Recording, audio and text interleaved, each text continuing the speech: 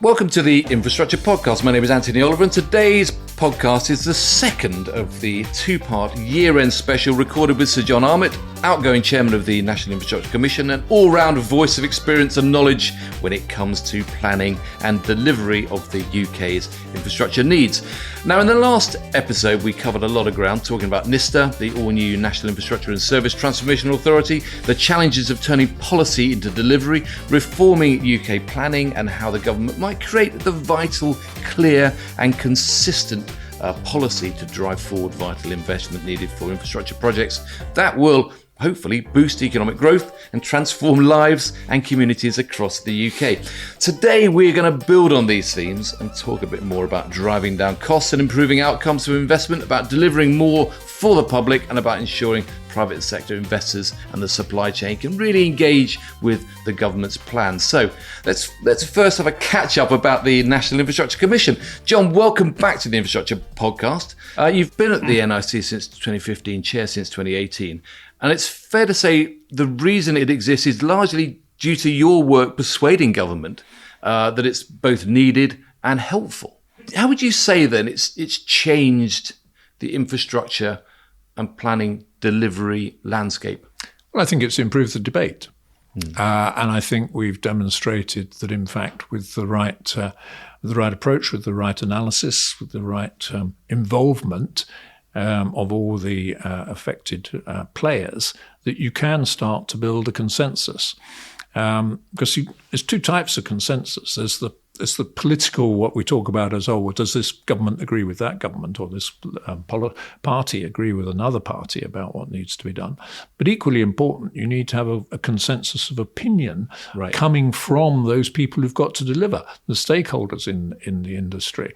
And the more that the NIC's reports have been able to create that consensus amongst the stakeholders, the easier it makes it for political parties to adopt those ideas. So it's not just a load of ideas that you're putting out. Those are ideas which are founded on the views of the real people out there who are both delivering, but also the people who are, I suppose, receiving the impact of that. Yes, because our analysis has often been done with expert committees who we've got together and who've met with us several times over the publication of a report. So at the beginning we say, are we asking the right questions? Are there things which we've missed out in starting our analysis? And then on a regular basis meeting back with these people and saying, well, what do you think so far? These are the sort of ideas we think we are going to be the right ones. What do you think? Do you think we've missed something?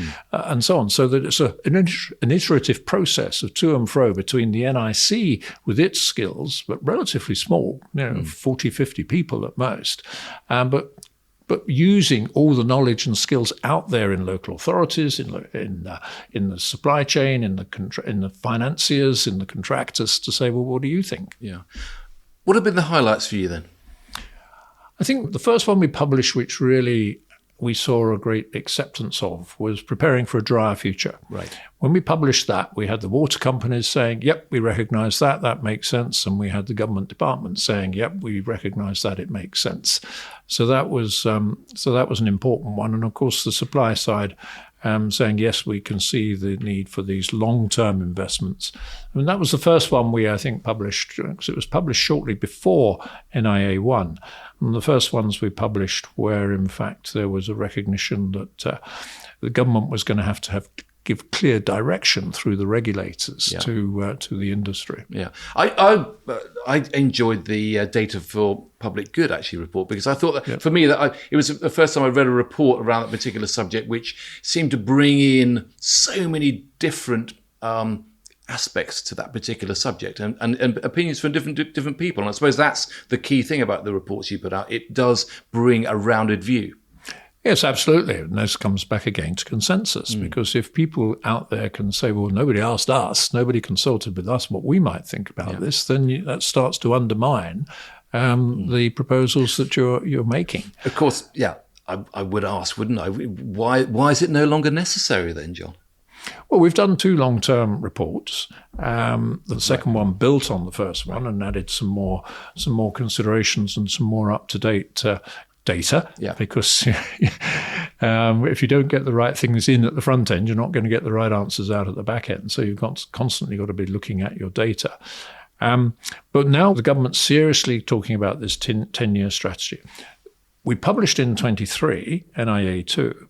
So if we were to start work on NIA 3 2 years into the 10-year strategy, I would question whether that's really the right use of resources. So we could possibly not focus so much on that 25-year view. If we could deliver what has been set out in NIA 2 over the next 20 years, then that would be brilliant. That would be success. So the strategy effectively is I suppose, the line in the sand. Yep. And then that runs for 10 years. So rather than you doing an assessment every 2 years, you're now actually got a 10-year strategy, which it can be updated, I imagine, and brought up to date as things change. But essentially, that strategy takes the place. Yes. All right.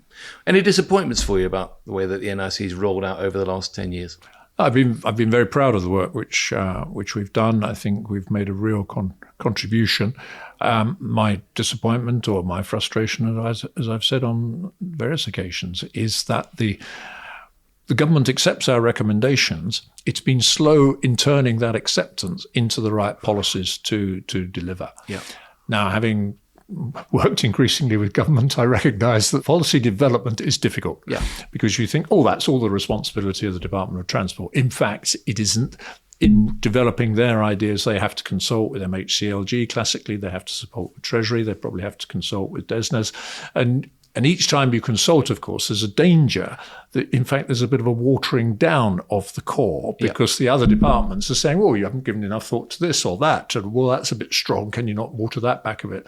So one has to accept that process of cross-departmental development of policy does take time. And one of the challenges, I think, for the civil service is the way that we can speed that up. And again, if you've got that very clear strategy and a direction from the top that this is what we're going to do, that ought to add as a G-up to those different departments to get alongside these different policy developments. Yeah. I mean, as you say, it is one of the challenges, turning recommendations into actual government-supported action. Has not being a statutory body been a frustration to you over the last 10 years, or simply it's the rules of the game? No, I don't think it's been a weakness. I said at the beginning, some people said, you've got to be statutory, John, it's so important, because otherwise you could be closed down. I said, what's more important is whether we're listened to. Right, yeah. And you can be ignored if you're statutory. People don't have to listen to your recommendations if you're statutory. The key thing is that what the work we do is good enough that it's listened to and people recognise the validity of what we're saying. But of course, once NIC joins up with IPA and performs NISTA, that will change, I imagine, because there will be some statutory foundation to what NISTA comes out with. Well, NISTA is, again, NISTA will essentially be part of government, within government. Well, the 10-year strategy will be a document which the government has signed up to meeting. Well, yes. But let's be realistic. I don't think the ultimate of whether government has done what it said it was going to do is the voter, and the next election, and that's the acid test. And that's the challenge, as I said earlier on in the last interview, that in fact we've got to combine the short term and the long term. And that's the challenge for politicians. Well, of course, as you say, NIC has produced many reports into specific issues and specific sectors over the years. How would you say those reports really have helped? You said they've really raised the level of debate. How would you say that they've visibly changed the way that we've approached our delivery of infrastructure? Well, I think one obvious way is, in fact, that we've plugged the issue of devolution many times. And what we've seen in the last couple of years is the government starting to give significant financial commitments over a 5-year period to the combined authorities in a way which sort of starts to release them to do the work which they need to do.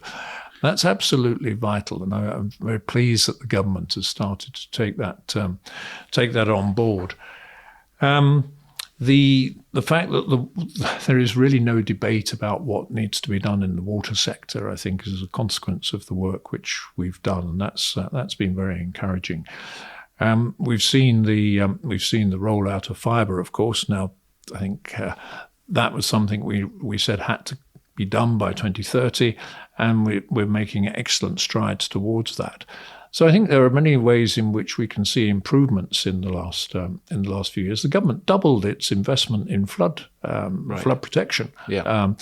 As a consequence of the work which we did on flooding, showing the scale of the challenge across the country, and therefore the need to do a lot more. And as I say, we've seen a very significant increase in the level of funding. So the dial has been moving. Of course, NIC's last major report will be, as you said in the last interview, your electricity distribution study coming out in February, looking at how we can make the distribution network in Great Britain really fit for net zero.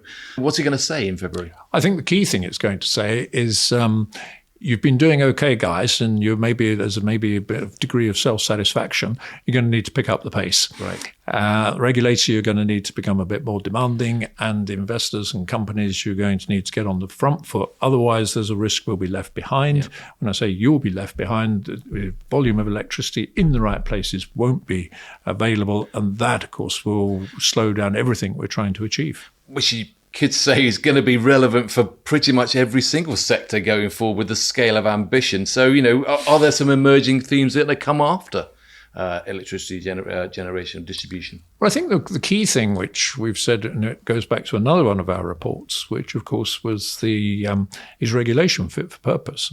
And what we said there is that you should not expect the regulators to make policy. It's not the regulator's job to make policy. It's the government's job to make policy. And the government needs to give very clear direction to the regulators on the outcomes that it expects. And it's not all about, I'm afraid to say, for the consumer, for all of us keeping costs down all the time. We've got to invest for the future.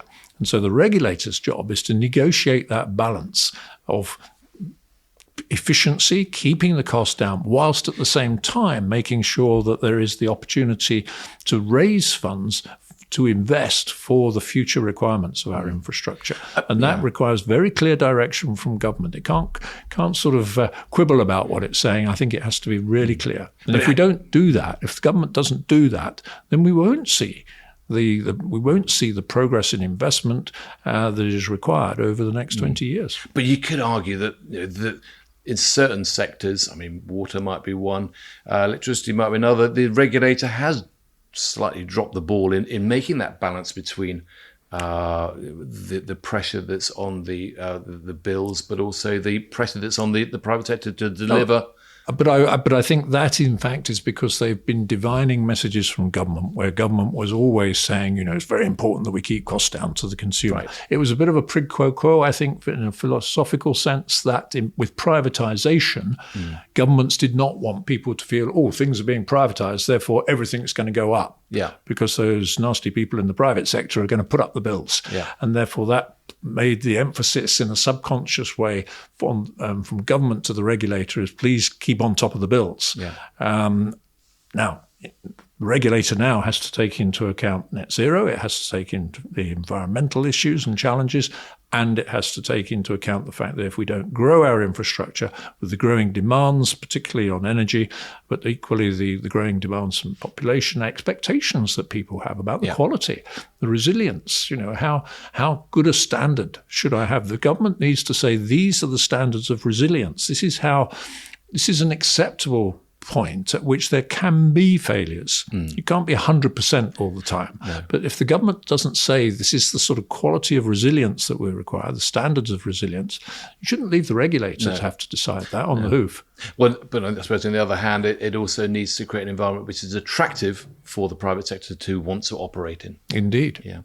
You have just produced a report called Cost Drivers for Major Infrastructure Projects in the UK, and transforming infrastructure, controlling costs, reducing costs has been a constant theme over decades. I mean, it came out in October, and it said that outturn cost reductions of between 10 and 25% could be achieved. It highlighted lack of clear strategic direction. Well, we covered that.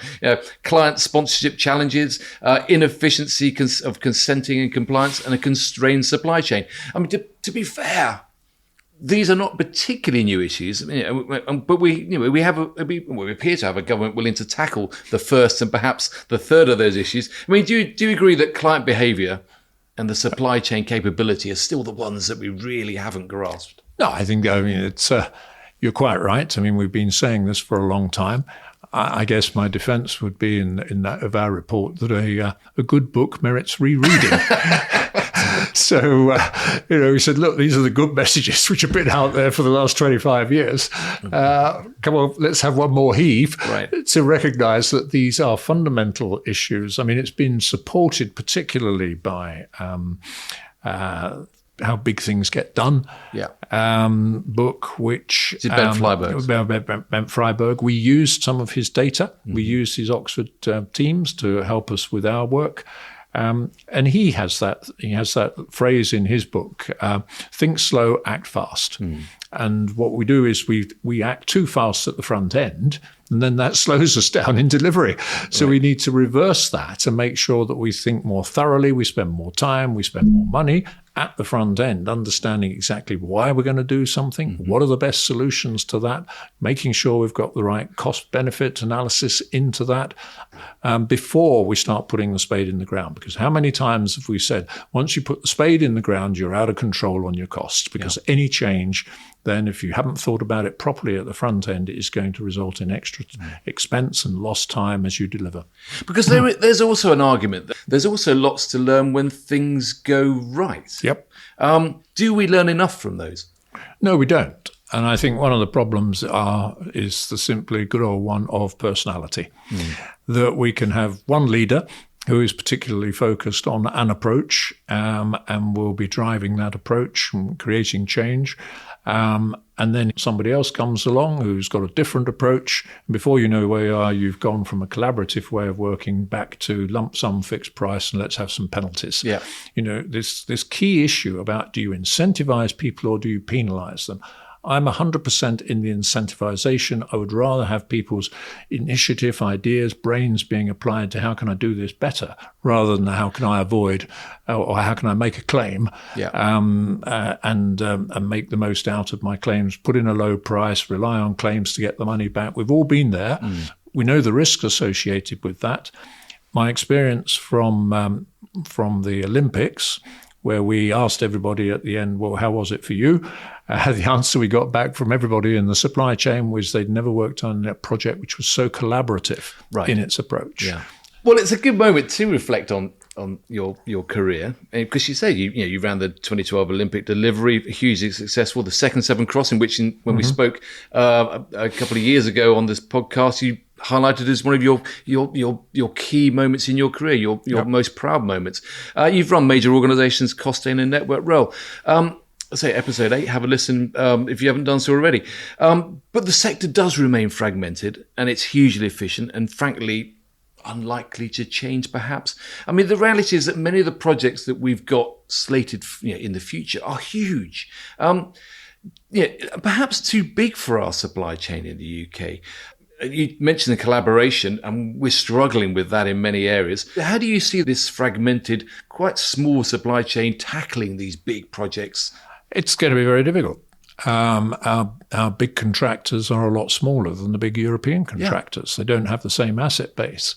That isn't going to change overnight. Therefore, you will continue to see the involvement of major European companies working with British companies in joint venture.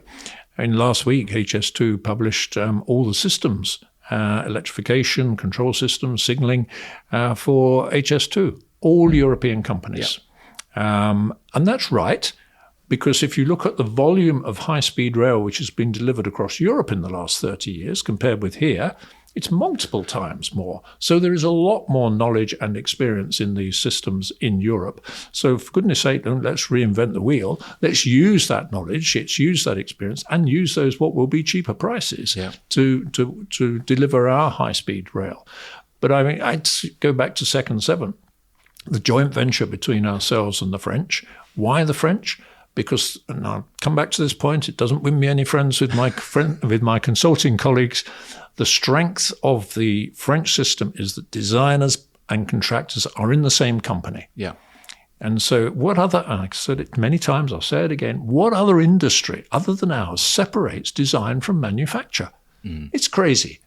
Well, getting that supply chain on board is going to be critical. Government funding obviously is, as you say, is central, but securing private sector investment is still the majority of funding that's going to be driving these big projects. The last time we had a Labour government, the PFI, the Private Finance Initiative, of course, was, it was transforming the landscape of delivery.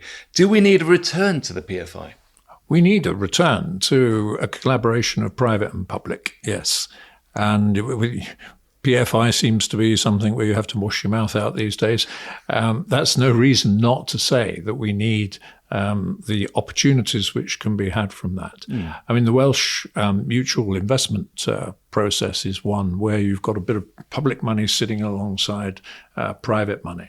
What the public sector is able to do is bring that level of assurance to the private sector that the public sector is going to be with them. The consistency, the clarity of policy. Consistency and clarity, and also a sharing of risk. And when we look at Tideway, where in fact a particular model there, where in fact the government is taking some of the longer major risk at the back end should things get into difficulty. Well, I was in Canada recently, and they're still driving forward with PFI projects and calling them PFI projects or P3 projects. They're delivering hospitals, schools, and infrastructure projects, and the focus for them is always on the outcomes. It's always on how it's going to help communities, rather than getting bogged down into the financial side of it. Because it's always going to be cheaper for the government to borrow, obviously, but it's the outcomes that you generate. I mean, should we be learning from that? We should be learning from what everybody has done around the world, because the private infrastructure world is spread across Europe. It's, as you say, it's in places like Canada particularly. I think what you're seeking to do is use that private money in as cost-effective way as you can. And if you want to reduce the cost of capital going into these projects, then you need to create an environment in which the private sector is confident and it can see that the planning system is going to enable it to get its money back earlier rather than later. The other thing I would say about the private sector is I do believe that at the end of the day, the private sector delivers more cost effectively than the public sector. I think that sharp focus on, look, this is the cost which we said was going to give us the return that we need.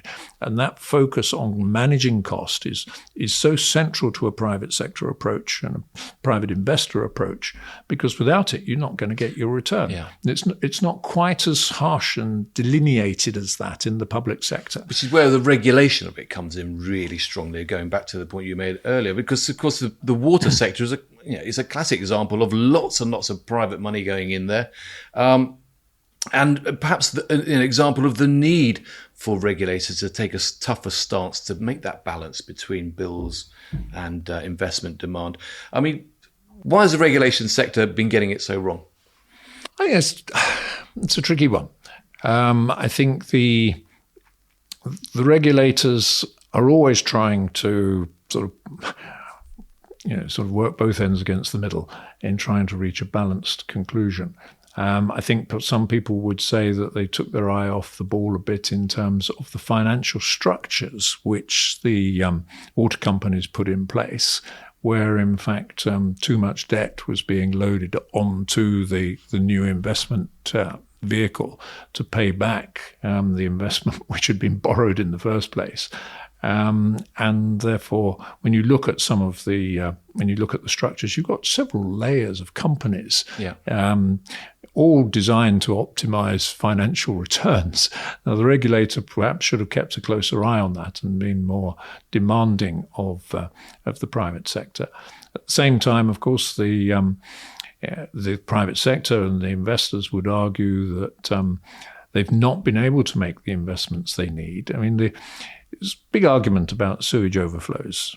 The system is designed to overflow. That is the nature, unfortunately, of the system which we've inherited. It's not designed to have that much flowing through it. That's the trouble. Well, and therefore you've got, but you can't increase the volume that quickly. What you've got to do is actually try and mitigate so that the surface water is a bigger problem than river. Right. Believe it or not, there are more homes actually at risk of surface water flooding. That requires an integrated approach across a whole series of different actors working with the water companies to try and reduce surface water flooding. And we've argued with government, it's one of the recommendations which has not been accepted by them, that we should actually have a standard of resilience across the whole country. One for urban areas, one for rural areas. The economic impact is clearly a lot greater in the urban areas, so therefore you have to have a lower level of probability of the risk occurring. And the government's been reluctant to do that. I think they feared it would be too demanding.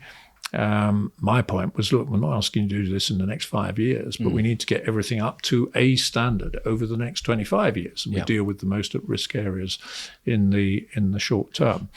And again, we're only going to solve these issues by public and private working collaboratively together. And the government needs to work with the regulators and the private sector to make sure that between the three of them, they know what's required, know what they've got to deliver, and they've got to deliver at the most efficient price.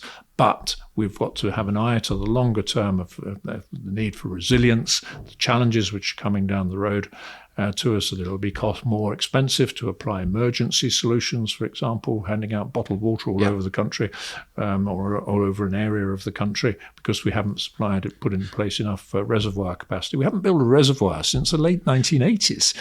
No. It beggars belief, really, that we can be so short-sighted. Well, there's also another area of another regulated sector, of course, is the power sector. And that is all changing with the introduction of GB Energy sitting alongside the private sector.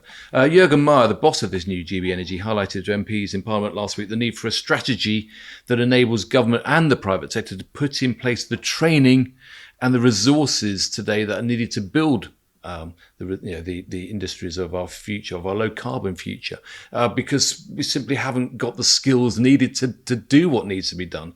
Are you confident the new 10-year strategy will put in place that strategy that enables us to create the workforce of the future? It'll be a step towards it. This is a multi-generational thing. You don't solve this in 5 years. Children start to think about what they might do in life from the age of 8 years old. We need to make sure that we're providing them with a rounded education, one which is going to enable them to be in a position to make choices, not cut out opportunity because they don't like maths. We have to make maths enjoyable. We have to make maths applicable.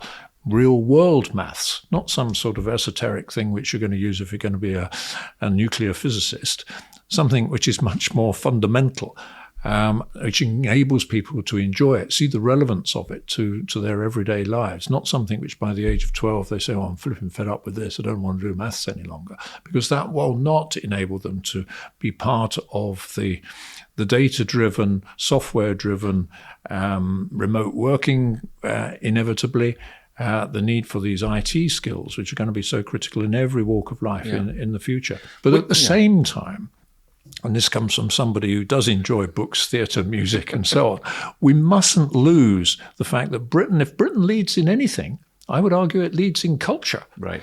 And our impact on the world in terms of our music and our drama and our literature, I think, is enormous. And so we mustn't say, we can just stop doing these things at the expense of science. So it requires that much more rounded approach where you keep everything in available to young people. Well, I think that brings us to the final point that I wanted to talk to you about, which is infrastructure for communities and making the infrastructure that we're trying to design and build really relevant to those communities and the young people that we want to get involved in the future.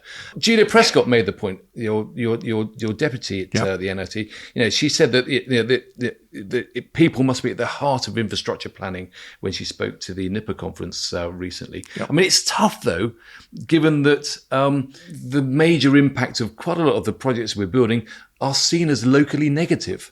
I mean, how do you get over this problem? How do you make it so that infrastructure is applicable and for the people? Well, I mean, locally negative very often is because people see perhaps economic infrastructure coming in without the social infrastructure, or they see housing coming in without the social infrastructure.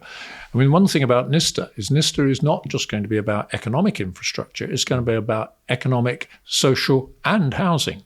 So all three things knitted together within that one within that one structure, which I think is vitally important. I mean, at the end of the day, it's citizens who build infrastructure for citizens. Yeah. So this is all about the citizen. What we do for the community, for our citizens, and it's our citizens who deliver it. Therefore, they need to be engaged in the analysis of that from the very start. Yeah. And we need to have a much, much stronger public communications. And they pay for it, of course. And totally. They pay for it one way or another, through tax or at the point of use. There was an advert which sort of appeared, or a poster which reappeared recently from the 1960s. And it was a poster when we were putting down at that stage a very significant electricity grid with our pylons. And the poster was the big pylon in the field. At the bottom of the pylon was a washing machine. Right. A very simple message. Guys, if you want to be able to plug in in the 60s, we all wanted a new washing machine or a fridge or whatever it was.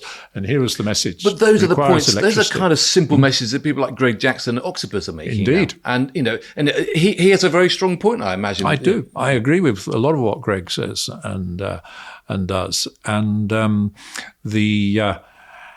And I said it in my presidential address a few years ago. Right. Guys, we're doing this for the citizen. We need to explain to the citizen in very straightforward, normal language, everyday language, not the language of the engineer, the language of the citizen, what we're doing, why we're doing it. At the end of the day, we're only doing it for the benefit of one another. It goes back to the original statement about civil engineering, for example, harnessing the resources of nature for the benefit of mankind. Yeah. The problem is that we're in a society that's getting so much more polarized around key political and social issues. It does appear that it's getting harder to make that case. I mean, is it possible in this social media driven world where the lie gets around the world before the truth's even got its boots on? Is it possible to get those messages across? It's scary what's happening. The polarization, as you say, the ability for unreliable information to suddenly be whizzing around and everybody takes it at first blush. That is the reality. So we've got to use that. We have to use those social media to enable us to get the right messages across. It's not this is not an overnight job. This is a continuous process. And of course, the young people of today understand that. So the young people of the day will use what they understand and know. So we need to understand what works for them and use those resources to deliver the messages that we need to get across. Well, just to finish off this two-part special podcast, I mean, here's a question I asked you nearly 2 years ago when we last recorded a podcast. After a long and influential career in infrastructure, what would you say we still need to do to convince politicians that investment in infrastructure will, in the long run, deliver benefits to the nation, economic growth, the low carbon future, and the better lives and living standards that were all that were voted for in the last election? We have to persuade the public, right, that this is the right thing to do. The public comes, The politician takes his lead from public opinion. Right. And therefore, if the public opinions are saying the things which we need to do, then you've got a much better chance of the politician taking it on board. Very occasionally, the politicians will lead.